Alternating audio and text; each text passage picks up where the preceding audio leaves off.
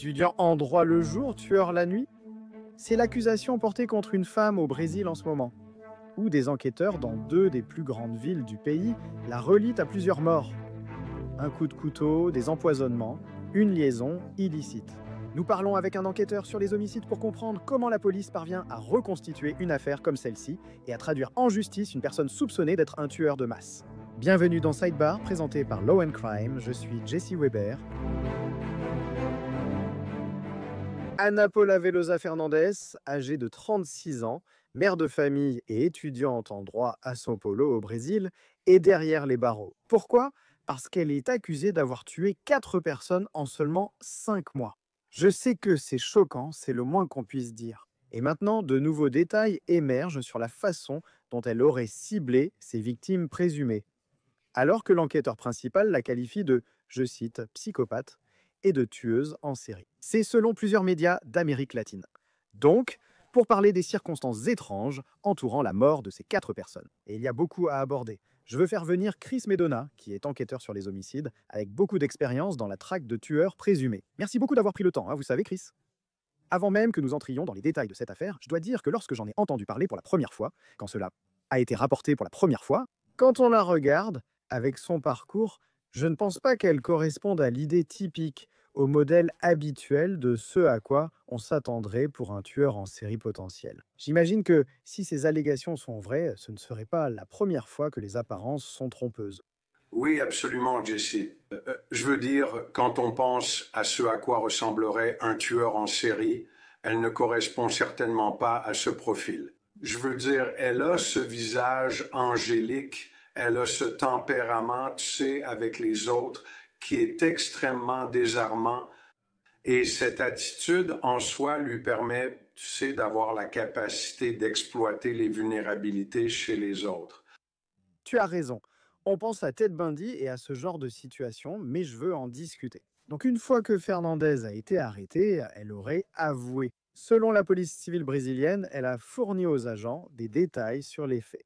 Alors, parlons de la personne que la police brésilienne pense être la première victime de Fernandez. Nous parlons de Marcelo Fonseca, âgé de 51 ans. Selon le Daily Mail, Fonseca a été tué à Guarulhos. En janvier, The Sun rapportait que Fonseca possédait Fernandez. Elle affirme qu'ils ont eu une dispute au cours de laquelle il aurait menacé sa famille. Selon The Sun, elle a dit aux enquêteurs l'avoir poignardé alors qu'il était assis sur un canapé. Elle a ensuite accroché un drap pour bloquer l'entrée de la pièce afin que son fils et sa nièce ne voient pas, mais ils ne voient pas, puis elle aurait laissé le corps de Fonseca pourrir. La police affirme qu'elle n'a pas appelé pour signaler le décès avant 5 jours après le coup de couteau, lorsque son fils a commencé à se plaindre de l'odeur. D'après le Sun, Fernandez a brûlé le canapé pour supprimer les odeurs. Maintenant, Chris, il y a beaucoup à analyser ici. Tout d'abord, si on se demande, est-elle une narratrice fiable? Si cette idée, même en invoquant la légitime défense, c'est peut-être l'argument, peut-être pas, le fait qu'elle ait attendu, qu'elle ait tenté de cacher ou détruire des preuves et d'empêcher quiconque de voir quoi que ce soit, cela remet sa version des faits en question. Oui, tout à fait. Et puis, il faut aussi considérer que, vous savez, c'est le Brésil. La Constitution n'entre pas en jeu ici, ni Miranda, ni quoi que ce soit de ce genre. Donc, la première chose que nous devons toujours nous demander quand nous examinons cela objectivement, c'est quel schéma de technique en termes d'interrogatoire d'enquête a été utilisé. Et puis, la deuxième chose, c'est que ce crime en particulier est un peu, vous savez, étrange comparé aux autres types de crimes dont elle pourrait être responsable, et c'est-à-dire qu'un couteau a été utilisé. Donc, c'est un peu inhabituel pour une tueuse en série. C'est typique pour un homme, mais pas pour une femme. C'est une situation très rare. Et une fois que ce genre de situation est accompli par un suspect, il n'anticipe pas ce qu'il y a de l'autre côté, c'est-à-dire un cadavre. Donc, ça fait beaucoup de poids mort. Et c'est peut-être le cas ici où elle le laisse dans l'appartement. Les gens commencent à se plaindre. Maintenant, elle doit se demander comment m'en sortir. Et où, tu sais, comment est-ce que je détruis ce corps? Quand je dis m'en sortir, je parle du type d'histoire à inventer pour justifier une possible légitime défense. Lorsqu'on interroge un suspect, dans de nombreuses affaires couvertes, Ils nient souvent toute implication. Ils se font alors piéger et contredire par d'autres preuves des enquêteurs. Mais si tu as quelqu'un qui est censé décrire les détails d'un crime, d'un meurtre, et qui entre dans les détails des détails horribles, tu te demandes s'ils inventent vraiment tout ça ou s'ils peuvent l'improviser sur le moment. Comment tu l'évalues? Comment tu te dis: «Je pense que c'est assez crédible»? Tu sais, là, peut-être que la chronologie des événements pourrait être un peu difficile, tu vois, en ce qui concerne le fait qu'elle ait été menacée. Mais dire que j'ai poignardé ou qu'on dit que j'ai poignardé quelqu'un pendant qu'il était sur le canapé, ça ne sonne pas bien. Alors tu te demandes: «Est-ce que c'est vrai?» Oui, donc l'une des premières choses à faire, c'est de s'assurer que tu as une compréhension claire de l'apparence de la scène de crime. Et donc, l'une des techniques que tu peux utiliser, c'est de prendre une chaise une fois que tout a été résolu à l'intérieur de cette scène de crime, c'est-à-dire que la victime a été déplacée, que les preuves ont été collectées. On appelait ça ensaché et étiqueté. Donc, ce que vous faites, c'est que vous vous asseyez là, vous étudiez ces murs, vous étudiez la scène de manière minutieuse. Ainsi, lorsque quelqu'un se présente en disant Hey, c'est moi, et donne des détails précis, vous pouvez faire le lien avec la scène de crime grâce à des éléments et des détails que seul le tueur pouvait connaître. C'est donc un moyen de contourner le problème. Maintenant, l'affaire de Fonseco a finalement été classée faute de preuves. C'est selon le média Carta Capital. Mais sa fille a demandé la réouverture de l'affaire après l'ancien locataire, non? Fernandez a ensuite été lié à plusieurs meurtres présumés. Et c'est de cela que nous parlons. Maintenant, en avril, la prétendue deuxième victime ici, une femme nommée Maria Aparecida Rodriguez, a été retrouvée morte par sa sœur à São Paulo. Cable News Network Brésil rapporte que Rodriguez avait découvert la liaison de Fernandez avec un officier de police militaire marié. Je vais vous dire, la situation se complique ici. Selon plusieurs sources latino-américaines, Fernandez aurait prétendu être Rodriguez et envoyé des messages menaçants à l'épouse de l'officier pour faire croire que l'officier aurait pu la tuer. En guise de revanche, cependant, Cable News Network Brésil rapporte que dans les heures précédant sa mort, Rodriguez se trouvait à la maison. Fernandez partageait un café et un gâteau avec sa sœur jumelle Roberta Cristina. Et les autorités penseront que ce gâteau était imprégné d'une sorte de produit de nettoyage. Selon Cable News Network, Rodriguez est rentrée chez elle, où elle a été retrouvée morte quelques heures après. Maintenant, Chris, lorsqu'on découvre le corps de quelqu'un dans le cadre d'une enquête classique, si vous avez affaire à un empoisonnement, n'est-ce pas? Il se peut qu'au départ, il ne soit pas évident qu'il s'agit d'un acte criminel, n'est-ce pas? C'est différent d'une fusillade ou d'un coup de couteau. Comment enquêtez-vous sur un possible empoisonnement? Eh bien, tout d'abord, il faut immédiatement prendre en compte que s'il n'y a aucune preuve évidente de traumatisme ou vous savez de cause de décès, alors vous savez drogue, stupéfiants, poison, tout cela entre en jeu. Et donc, ce que vous devez faire, c'est enquêter là-dessus, enquêter sur la scène de crime, comme s'il allait y avoir, vous savez, un cas isolé comme celui-ci. L'empoisonnement est quelque chose de très rare, surtout chez les femmes. C'est plus fréquent chez les femmes. Environ 10 à 15% des cas impliquent l'empoisonnement lui-même. Donc, ce que vous voudriez essayer de faire, c'est rechercher un mode de vie en lien avec le suspect que vous enquêtez et voir s'il y a une quelconque indication qui aurait pu les mener dans cette direction. Au fait, c'est intéressant que vous parliez d'une situation d'empoisonnement et de coups de couteau présumés, n'est-ce pas? Ça ne semble pas cohérent. Non, ça ne l'est pas, Jess. Et c'est vraiment intéressant parce qu'alors, il faut se demander, est-ce que cette personne a tiré des leçons du tout premier meurtre? Et si en fait c'est le cas, alors qu'est-ce qui a changé dans leur personnalité? C'est-à-dire, deviennent-ils un criminel beaucoup plus organisé alors que la toute première situation était potentiellement désorganisée? Et maintenant, ils commencent en quelque sorte à perfectionner leur art, faute d'un meilleur terme. Je veux parler de cette troisième victime présumée. Donc, la police brésilienne a indiqué à Globo que Nil Correa de Silva, retraité de 65 ans, est aussi décédé en avril après avoir mangé. Désolé si je prononce mal ce nom. Une feijoada empoisonnée qui est un type de ragoût brésilien aux haricots noirs. Selon la police civile, son ami, il s'agit de la fille de Silva, aurait été impliqué dans ce complot. Oui, on pense que Michel Pavad Silva, une camarade de classe de Fernandez, lui a payé environ 700 dollars américains pour voyager de São Paulo à Rio de Janeiro et tuer son père. Donc le chef inspecteur Alison Ido aurait apparemment déclaré à Globo qu'il existe des messages textes entre les deux qui confirment les soupçons de l'enquêteur. Citation. Pour Neil, nous avons retracé tout l'itinéraire. Nous avons la preuve, les conversations, que c'était une feijoada. La façon dont cela a été fait. Et en vue de cela, nous avons aussi les témoignages des personnes. Anna Paula est ensuite venue assumer la responsabilité, avouant le crime et rapportant les faits. Et le reportage de Globo indique aussi, je suis désolé de le dire, que Fernandez a admis avoir empoisonné 10 chiens pour voir comment ce poison fonctionnait, le dosage dont elle aurait besoin. Lors de la perquisition, les agents auraient trouvé ce pesticide interdit, semblable au poison pour rats, selon le Daily Mail. Alors Chris, commençons par là. As-tu déjà vu un cas où quelqu'un s'entraîne apparemment sur des animaux en prévision d'un crime contre des humains? Je n'ai pas eu de cas impliquant un empoisonnement d'animaux. Cependant, j'ai eu de nombreux cas où, bien avant qu'une vie humaine ne soit prise, des animaux l'ont été. On parle de la triade homicidaire. Il y a 3 indicateurs, je veux dire l'énurésie, le fait de mettre le feu et la cruauté envers les animaux.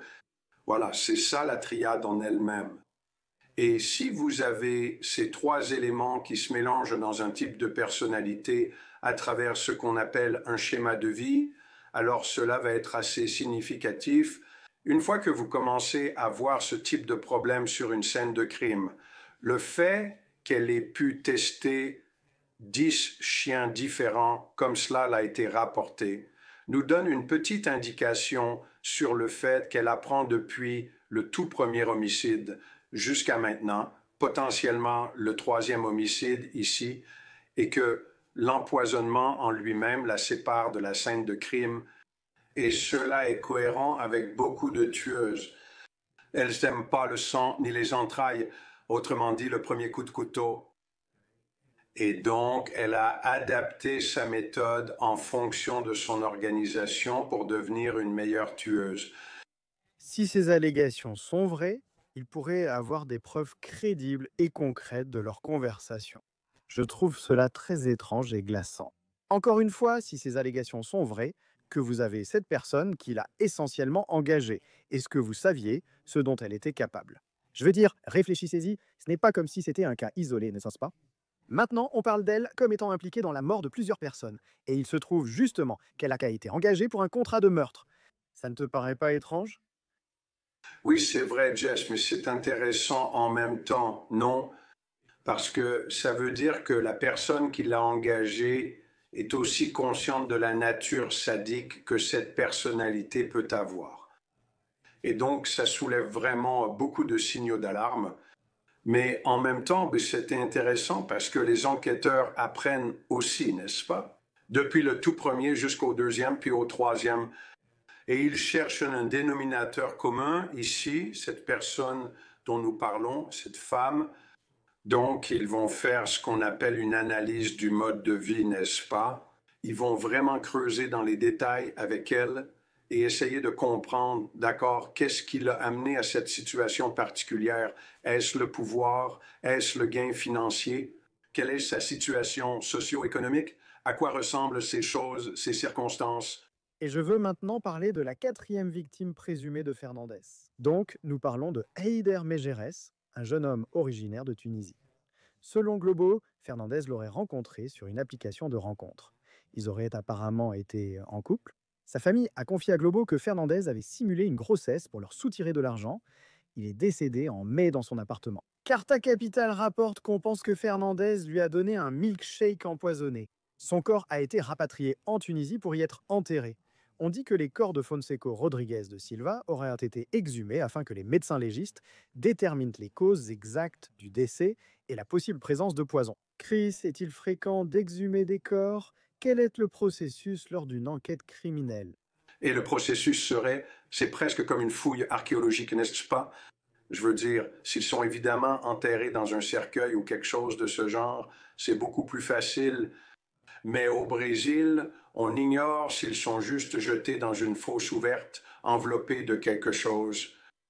Cependant, une fois qu'ils récupèrent le corps, il est renvoyé au bureau du médecin légiste. Le bureau du médecin légiste peut examiner certains tissus, si c'est possible, ou bien prélever de la moelle osseuse à partir des os. S'il s'agit d'un empoisonnement important, il y a ce qu'ils appellent des marqueurs sanguins visibles soit dans les tissus, soit dans les os. Et vous pouvez identifier le poison en question de façon très précise. C'est une science fascinante, mais les rapports toxicologiques pourront vous dire hypothétiquement combien de doses d'un poison particulier, quelle quantité de stupéfiants, si c'était une situation liée aux stupéfiants, l'individu avait dans son organisme. Et c'est une science fascinante, mais c'est tout à fait faisable. Voici une question. Comment Fernandez a-t-il attiré l'attention de la police? Eh bien, apparemment, elle a informé la police qu'elle aurait pu être victime d'une tentative d'empoisonnement en avril. Selon Folha de São Paulo, Fernandez a indiqué à la police qu'un gâteau, accompagné d'un mot pour la classe de droit 4D, un gâteau pour adoucir votre matinée, avait été laissé dans une salle. Elle a dit à la police que le mot était signé du nom de l'épouse de son amant, qui est policier militaire. Donc le média rapporte que Fernandez a affirmé qu'elle ne savait pas que l'officier était marié, et que cette épouse l'avait déjà menacé auparavant. Le chef inspecteur Alisson Ido a déclaré à Globo, je cite, Ana Paula Velosa est venue à notre poste de police à cause d'un gâteau prétendument empoisonné à l'intérieur d'une université. Elle a placé ce gâteau prétendument empoisonné pour essayer d'incriminer une troisième personne. Au cours de cette enquête, nous avons conclu qu'Ana Paula n'était pas la victime dans cette affaire, mais plutôt une tueuse en série. Selon la police, il aurait peut-être encore tenté de piéger son amant policier militaire ou sa femme avec un crime. Un article de Folha de São Paulo précise que la police a confirmé que l'épouse se trouvait à des centaines de kilomètres le jour où le gâteau est apparu à la faculté de droit et qu'elle recevait des menaces de Fernandez sur les réseaux sociaux, non l'inverse. L'inspecteur Ido a aussi déclaré aux médias que Fernandez avait essayé d'utiliser ses connaissances en droit pour effacer ses traces. Notre enquête a d'abord été difficile car la plupart des victimes ont été enterrées comme mortes de cause naturelle. Donc, nous avons dû faire tout cela pour montrer à la justice, montrer au procureur de l'affaire que nous étions confrontés à quelque chose de grave, et pouvoir demander l'exhumation du corps et constituer les preuves techniques. C'est la phase dans laquelle nous nous trouvons actuellement. Il a également déclaré au journal Global, c'est une personne froide, sans remords, qui semble prendre plaisir à manipuler. Le fait qu'elle soit restée proche après les crimes démontre le niveau de contrôle qu'elle cherchait à exercer sur tout. Chris, quelle est ta réaction à tout cela? C'est intéressant parce que les enquêteurs utilisent évidemment son arrogance intellectuelle contre elle. Et ce qu'ils ont réussi à faire, c'est d'inverser cela pour montrer qu'elle n'est, entre guillemets, pas ordinaire, je dirais, non? Et donc, ce qu'ils montrent, c'est son type de personnalité manipulatrice, ce qui la place dans une catégorie différente au-dessus de quelqu'un qui aurait simplement ôté la vie de quelqu'un par passion, par cupidité ou pour n'importe quel autre motif. Mais dans cette circonstance particulière, il semble qu'elle soit encore une criminelle organisée qui apprend de chaque cas en particulier. Et le fait qu'à présent, elle aille encore plus loin, c'est-à-dire qu'elle manipule d'autres personnes, non seulement en les tuant, mais aussi en manipulant le récit et en impliquant d'autres enquêteurs pour vraiment les pousser à réfléchir. Cela représente un risque très élevé pour la communauté. Pour être honnête, je suis content qu'il l'ait arrêté, vu ce que j'entends.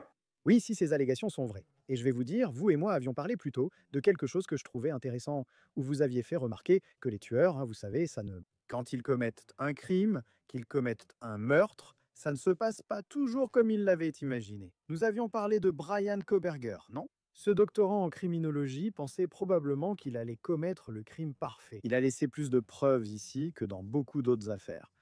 Il est là où il doit être, et on se demande si ces allégations sont vraies. Et c'est une étudiante en droit, et en effet, on entend les autorités dire qu'elle a utilisé ses connaissances juridiques pour essayer de manipuler le système. Parfois, ce sont eux qui laissent la plus grande trace, plus que n'importe qui d'autre. Oui, absolument, Jess, parce qu'ils réfléchissent trop, premièrement, et ils n'anticipent pas. Mais rappelle-toi, beaucoup de ces choses sont motivées par ce fantasme basé sur la pensée, n'est-ce pas? D'accord, voici les choses qui vont arriver, voici comment je vais les gérer, etc. et ces délinquants commettent ces crimes en anticipant que tous ces éléments vont s'enchaîner pendant la commission du crime. Ce qu'ils n'anticipent pas, c'est qu'une fois que la victime a été tuée, ils se retrouvent coincés. Ils se retrouvent coincés avec ce qui pourrait être un sac de béton de 70 à 90 kilos, faute de meilleurs termes. Ils doivent maintenant se demander que faire de ce sac de béton. S'ils n'ont pas anticipé quoi faire avec ça, ils doivent vraiment se lancer dans un processus de disposition désorganisé. C'est pourquoi l'empoisonnement est si intéressant ici, car comme mentionné dans le premier exemple, un couteau était brutal et personnel. Cependant, l'empoisonnement donne à l'auteur une distance entre la mort et le fait de devoir se débarrasser de ce corps en particulier et de surmonter ce problème. Oui, Ana Paula Fernandez, sa sœur jumelle Roberta Cristina et Michelle Pava de Silva, la fille d'une victime, sont actuellement en détention et sous enquête. Pourquoi? Selon les informations de Métropolis, Roberta Cristina aurait conseillé à sa sœur sur le montant à demander pour tuer quelqu'un et sur la façon de rester discrète. Merci beaucoup Chris Medona pour votre temps, c'est très apprécié. Merci. C'est tout pour aujourd'hui sur Sidebar. Merci à tous de votre présence. Et comme toujours, abonnez-vous sur YouTube, Apple Podcast, Spotify ou partout où vous écoutez vos podcasts. Vous pouvez me suivre sur X ou Instagram. Je suis Jesse Weber, je vous parlerai la prochaine fois.